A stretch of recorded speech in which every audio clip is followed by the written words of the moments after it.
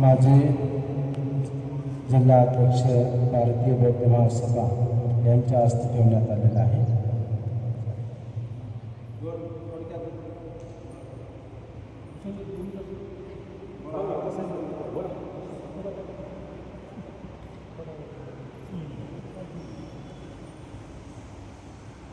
थोडक्यात त्या कार्यक्रमात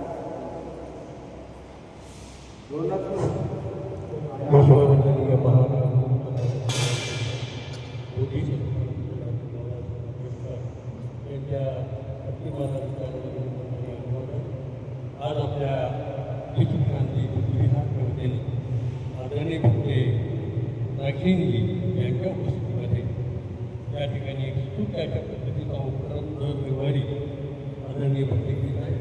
तेव्हा समाजाला दिलं मी त्यांच्या मनापासून हार्दिक अभिनंदन करतो, त्यांना त्यांच्या प्रणामी आणि असाच उपक्रम या ठिकाणी आपण चालू ठेवावा अशी त्यांना विनंती. कारण आपल्याला माहीत आहे की आपण दर रविवारी पृथ्वी ह्यामध्ये गेलं पाहिजे.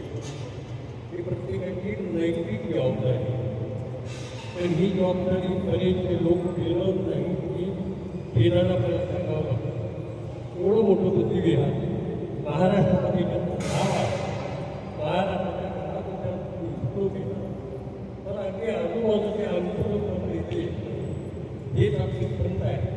तेव्हा ही खंत पूर्ण करण्यासाठी आदरणीय कार्यकर्त्यांनी साथ देणं गरजेचं आहे. ही उपस्थिती वाढणं गरजेचं आहे.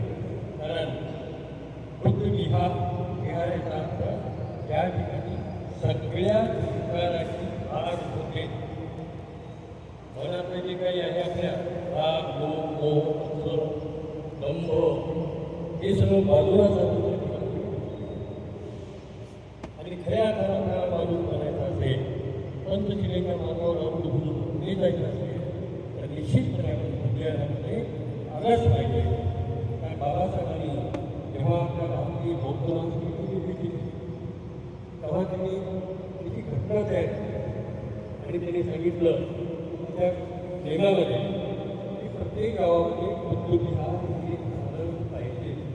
प्रत्येक गावात. कारण का बुद्धविहार हे संस्काराचे केंद्र होतं. नुसती पूजा आणि वंदना या ठिकाणी काढून भागणार नाही. या ठिकाणी नीतिमूल्यांची धडे लेकरांना आपण दिले पाहिजे. एवढंच या विहारामध्ये अभ्यासिका झाली पाहिजे, ग्रंथालय जमलं पाहिजे, विचाराची सेवा निर्माण या ठिकाणी झाली पाहिजे. यासाठी बाबासाहेबांनी सांगितलं की ज्या प्रत्येक गावात